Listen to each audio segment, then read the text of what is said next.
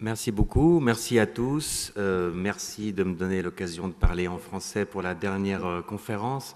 Je vais essayer d'être bref. Et puis bon, effectivement, tout le monde a dit 2025, c'est très loin.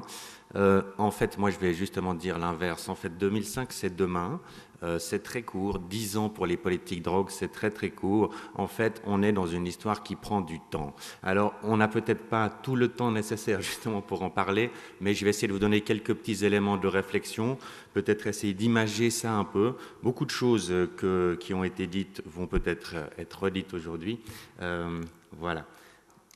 Donc, on va passer un peu de temps, réfléchir sur cette question de temps, le temps et les politiques drogue. Qu'est-ce qui se passe aujourd'hui et puis qu'est-ce qu'on peut faire? Donc moi, je travaille au niveau de la Suisse romande, l'organisation professionnelle de la Suisse romande, la Suisse qui parle français. Donc je vais parler de mon pays parce qu'effectivement, c'est déjà difficile de voir 10 ans après. Donc je ne peux pas parler pour les autres pays. Évidemment, les situations sont très différentes, mais peut-être que ça peut aussi vous donner certaines choses, parce que la Suisse, on en parle souvent comme un exemple, mais on a aussi nos propres problèmes en Suisse. Donc, commençons peut-être, oui, les ceintures de sécurité. Vous avez vu le créateur des ceintures de sécurité, Nils Bohlin, notre saint patron à tous. Donc voilà, vous en aurez quelques-unes encore pendant la présentation. Donc d'abord, peut-être vous parler d'un Suisse. Enfin, il n'est pas suisse en fait, mais il a vécu en Suisse. Il a vécu à Berne, il a fait ses études en Suisse, et puis il a eu cette réflexion, en fait. Il connaît bien la Suisse, c'est quelqu'un qu'on dit relativement intelligent quand même, donc je pense qu'on peut le croire. Et donc, ce pays pionnier que serait la Suisse, en fait, apparemment, c'est quand même un pays qui aime prendre son temps. Les choses ne se passent pas très vite, on est plutôt un pays conservateur, et chez nous, on aime prendre son temps. C'est peut-être pour ça qu'on est arrivé à avoir des politiques drogue, d'ailleurs. Parce que le livre de Johan, dont on a parlé tout à l'heure, qui est à l'écran, en fait, il montre aussi cette évolution. En fait, on a eu ce premier, la première personne qui a proposé de faire des traitements d'héroïne, c'était en 1979. En 1994, on les a testés, on les a finalement acceptés temporairement en 1999, mais c'est seulement en 2008 qu'ils sont rentrés dans la loi. Même chose pour les consumption rooms. Donc, vous voyez que là, on est quand même sur une évolution de 25 ans minimum, et c'est pas fini. Pourquoi tout ce temps? Évidemment, il y a beaucoup de raisons, mais on peut essayer d'en donner quelques-unes. Alors, c'est mon tour. Ah non, ça marche. Une des raisons peut-être qu'on peut avancer, c'est en fait le processus politique. Donc on ne va pas aller trop loin là-dedans, mais il y a par exemple un cadre assez simple à comprendre qui a été développé par les Américains, qui s'appelle Advocacy Coalition Framework, qui essaye d'expliquer en fait comment on peut changer des politiques publiques. Et en fait que les politiques publiques ne changent pas parce que les problèmes changent, mais c'est parce que les coalitions qui portent ces politiques publiques changent. Peut-être qu'il y a des conditions qui vont changer dans le domaine, qui font que ces coalitions pourront changer. Je ne m'étends pas trop sur tous les concepts de Coalition Framework, mais un concept qui est intéressant, c'est celui justement de coalition. Qu'est-ce qu'on a dans ces coalitions? Ce n'est pas simplement des activistes, ce n'est pas simplement des politiques. Dans les coalitions, on a des membres de gouvernement, on a des membres des médias, on a des personnes scientifiques, on a des professionnels, on a des citoyens.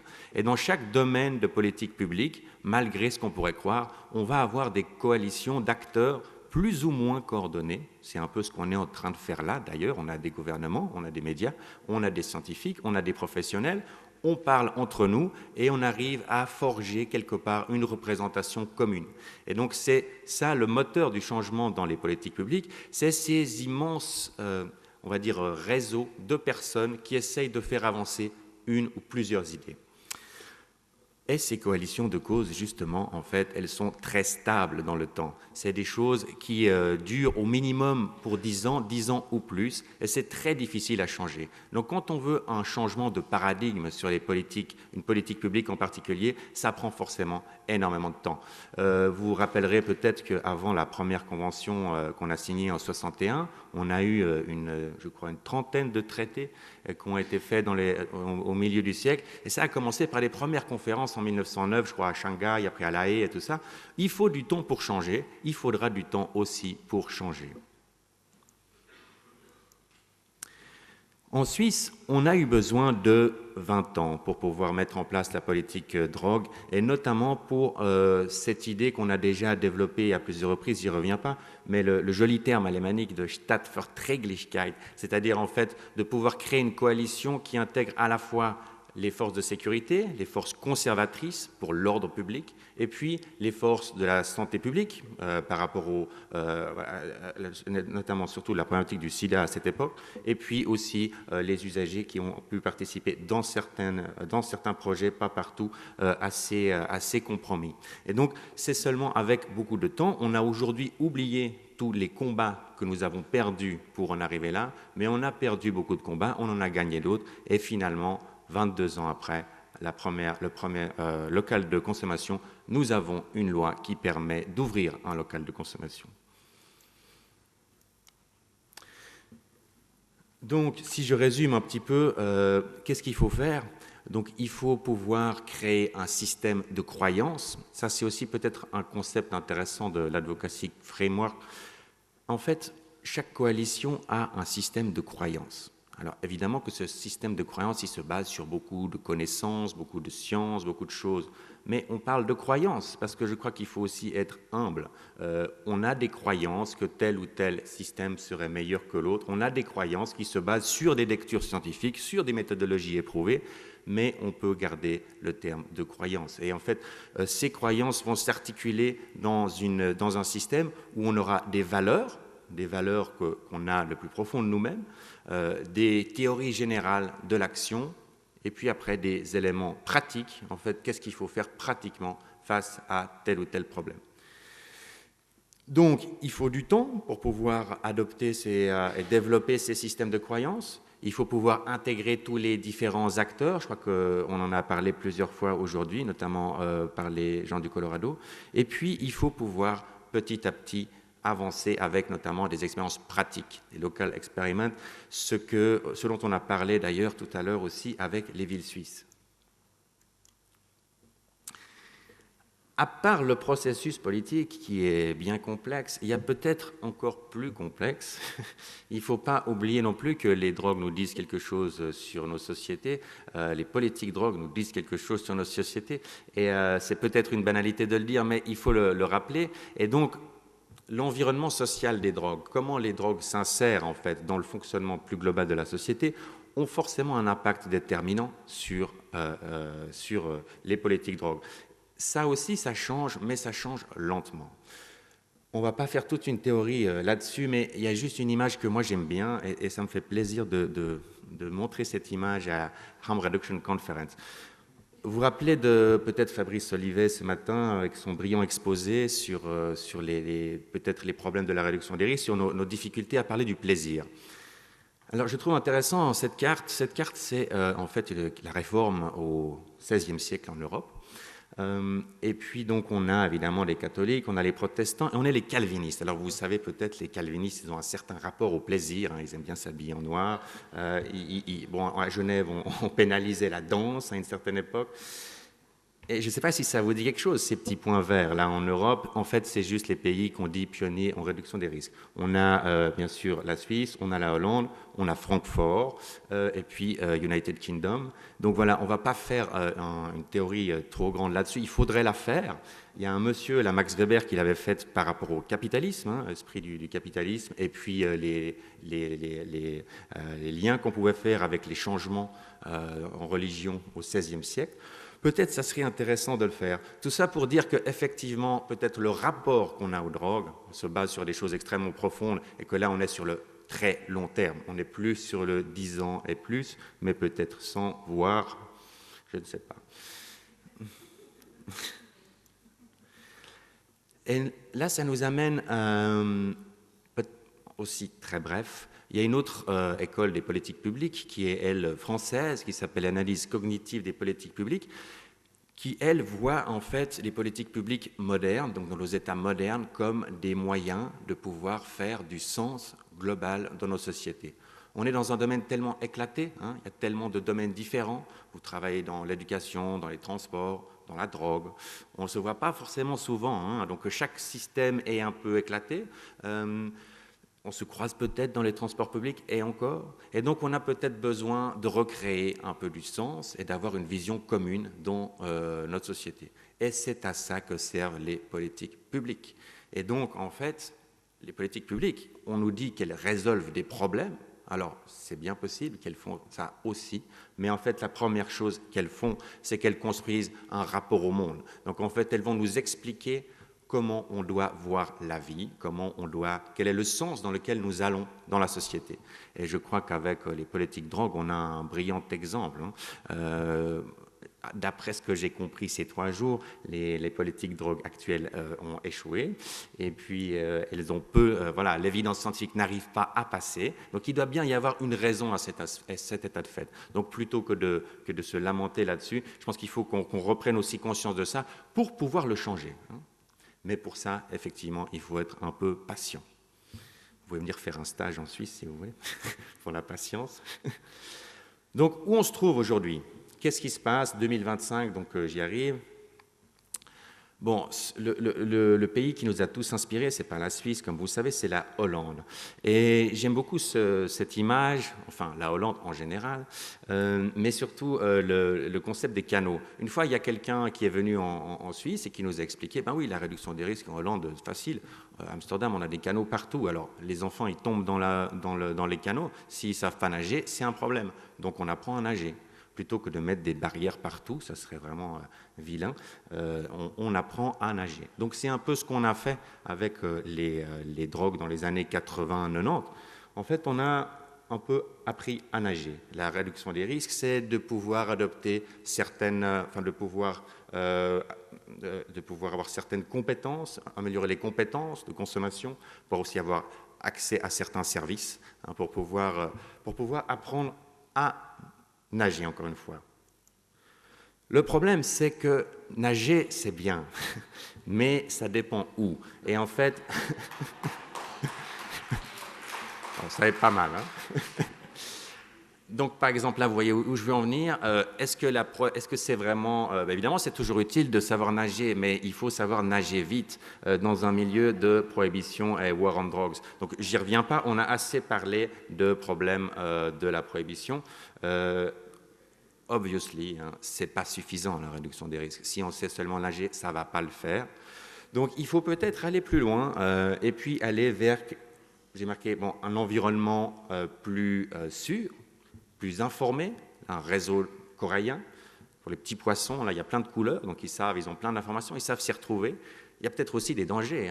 Vous avez sûrement vu Nemo, il y a aussi des problèmes dans les récifs coréens, mais c'est peut-être un environnement un peu plus sûr dans lequel il est plus agréable de nager. Donc on peut dire où on en est. Bon, alors on a commencé depuis les années 60 en Angleterre, je pense que c'est quand même les premiers, à commencer des petits projets pilotes. Pendant toutes ces années, on a pu faire ce qu'on appelle ces coalitions, justement, commencer à discuter entre médecins, communautés, drug users, petit à petit pour arriver dans certains pays, je parle là du mien, à une stratégie de réduction des risques dans les années 90-2000. Et puis aujourd'hui, c'est vrai qu'on a au moins des stratégies dans la majorité des pays européens. Évidemment, la couverture de ces services reste tout à fait insuffisante et je remercie mes amis de Lausanne d'avoir signalé les manques qu'il y a en Suisse. Effectivement, en Suisse, on a des grosses taches sombres. Une de ces grosses taches sombres, c'est le milieu carcéral où il y a encore des immenses progrès à faire. Donc on n'est même pas à la moitié peut-être, parce que quand on va vers des politiques, plutôt des politiques humanistes et des politiques plus efficientes dans le futur, il nous reste encore du chemin à faire. Il faut régler le marché, bien sûr, mais il faut aussi peut-être régler, normaliser l'usage de drogue. Et là, je m'inscris volontiers dans les propos de Fabrice de ce matin, pour ceux qui l'ont entendu. Le problème de la stigmatisation reste entier. En fait, aujourd'hui, au milieu du chemin, quand on traverse une rive à l'autre, ce n'est pas toujours le lieu le plus simple et le lieu où il fait le plus bon vivre. Parce que quand on est toujours sur ce chemin vers une autre politique drogue. On est arrivé encore nulle part. Et là, on est au milieu du chemin. On a un peu de mesures de réduction des risques. On a peur de s'attaquer à la question du marché. On reste dans une position très précaire. quand l'eau monte, dans ce cas-là, c'est tout à fait désagréable. Et en fait, en Suisse, ça c'est l'autre visage de la politique suisse, en matière de drogue, ce terrain précaire, on le voit aujourd'hui de plus en plus. La répression sur l'usage de drogue augmente. Chaque année, on a 1000 infractions supplémentaires à la loi sur les stupéfiants, sauf que l'année dernière, c'était 4000. On a une vraie guerre à la drogue qui se remet en place. Bien sûr qu'on n'a pas peut-être les pénalités qu'il y a dans d'autres pays, mais voilà, vous voyez ces images, ça vient de ma ville.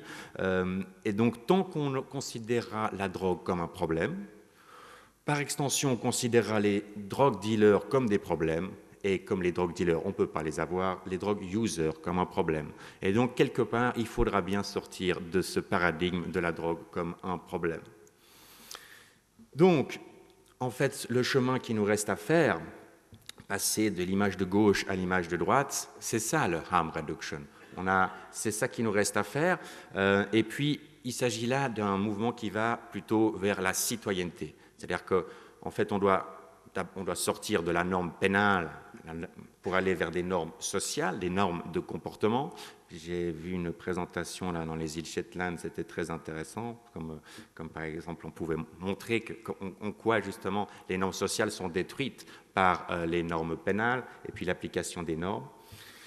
Il faut sortir de la discrimination basée sur l'usage de drogue. Alors évidemment qu'il faut avoir accès à du matériel, mais pas que. Il faut plus de discrimination du tout qui se base sur les drogues.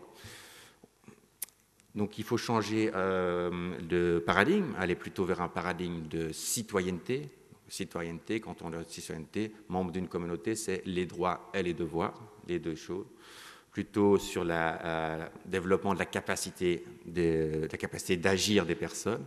Et puis, ça veut dire forcément que nos services de réduction des risques, en tout cas ceux qu'on a en Suisse, vont changer. Ils vont changer beaucoup, parce qu'effectivement, peut-être ils devront encore plus aller vers les communautés, plus être basés sur les communautés et moins sur des dispositifs techniques de spécialistes. Alors, qu'est-ce qu'on peut faire? Je crois que Johan l'a déjà dit en gros, hein, mais si on prend ce concept de coalition sur le long terme et qu'on va toujours perdre avant de gagner, on va perdre peut-être en 2016, hein, je crois que c'est assez clair. Par contre, il ne faudra pas se démoraliser, il faut toujours continuer parce qu'un jour on va gagner, hein, vous savez tous qu'on va gagner un jour, donc il faut être un petit peu patient. Et donc, on ne va quand même pas gagner sans rien faire, donc il faut construire ces coalitions avec Annie, avec Johan, avec vous tous dans la salle. On doit pouvoir ensemble réfléchir à tout ça. Là, je rends hommage quand même à la Global Commission on Drug Policy. Je crois que dans cette salle, on est tous nombreux à leur devoir énormément. Ils ont su aussi, ils ont pu montrer qu'en faisant peu de choses, hein, des petits rapports qui sont pas, c'est pas si novateur que ça, mais juste se mettre ensemble, speak out, parler comme ça, quel mouvement ça peut créer, quand c'est repris, quand c'est... voilà. Donc ce genre de mouvement, continuer au niveau global, mais aussi continuer au niveau local. Et là, je vous montre un petit truc, je pense que c'est ce qu'on a fait de mieux ces dernières années en Suisse. La NAS-CPA, c'est en fait une coalition d'associations concernées par les drogues. On a dedans des enseignants, on a des infirmiers, des travailleurs sociaux, donc chaque fois les organisations professionnelles, hein, donc les représentations officielles de ces différentes professions. On a les médecins, on a bien sûr les spécialistes des addictions, on a les sociologues, on a plein de gens comme ça, différents, et puis on a pu, après quand même, en gros 2 ans de discussion, poser un nouveau modèle pour la réglementation du marché des drogues. Et donc, on a un document qui reste très ouvert, mais on a un document sur lequel on peut se baser pour ce travail de coalition. Ce travail qui a été initié dans les années, peut-être dans les années 90, au début des années 90, et qui a permis, in fine, d'arriver à une loi 15 ans après. On s'y met là. Peut-être qu'on arrivera plus vite, peut-être moins vite, mais c'est en tout cas comme ça qu'il faut y aller et il ne faut pas se désespérer des défaites parce qu'elles sont normales. Je vous rappelle qu'à la fin, on gagne. Et donc, en fait, on ne doit pas forcément attendre que nos politiciens comprennent, pas forcément attendre qu'ils lisent nos documents et qu'ils comprennent que en fait, l'evidence-based a raison, mais il faut aussi, nous, travailler à ce bottom-up process, essayer de faire des alliances, faire des liens, et s'écouter les uns les autres pour pouvoir aussi se comprendre et pouvoir moduler nos discours à chacun. On a tous, bien sûr, tout compris dans la politique drogue, mais en fait, c'est peut-être pas si vrai que ça. Peut-être qu'on doit mieux s'écouter les uns les autres pour pouvoir porter un discours commun qui, lui, va petit à petit faire boule de neige et puis arriver à quelque chose à la fin. Aujourd'hui, peut-être alors pour finir là-dessus, en fait, le débat, ces coalitions, on peut dire qu'on a deux types d'idées qui véhiculent. Il y a une première coalition qu'on peut appeler la coalition pour la Suisse éternelle. Vous savez qu'on aime beaucoup la Swissness, comme vous avez peut-être vu, les vaches, les montagnes, tout ça, Heidiland. Et donc, on a une certaine Suisse qui veut pas de migration, qui veut d'abord le respect des normes, qui veut pas de drogue, qui voit tous les problèmes sociaux comme des problèmes de santé mentale. Et cette coalition-là est forte et forcément, c'est un peu nos opposants. Et puis, la coalition, notamment les personnes ce matin qui sont exprimées pour les villes suisses, je pense qu'on pourrait les inscrire dans cette coalition, une coalition pour la qualité de vie. Alors, ce n'est pas une coalition pour la réduction des risques ou pour la réglementation des marchés des drogues. C'est quelque chose de beaucoup plus large. Qu'est-ce que veulent les villes aujourd'hui? Elles veulent des rues qui soient sûres, elles veulent pas payer trop d'impôts, elles n'aiment pas trop les criminels, et puis on aime bien protéger nos enfants. Et derrière une coalition large qui fait la place à toutes ces idées-là, eh ben, on espère que peut-être on peut changer les choses. Voilà, je vous remercie. Donc maintenant, il me reste juste à vous laisser avec cette image. Donc, il nous reste à construire, en fait, cette Dream Team qui va gagner dans 20 ans, dans 50 ans, je ne sais pas, on verra.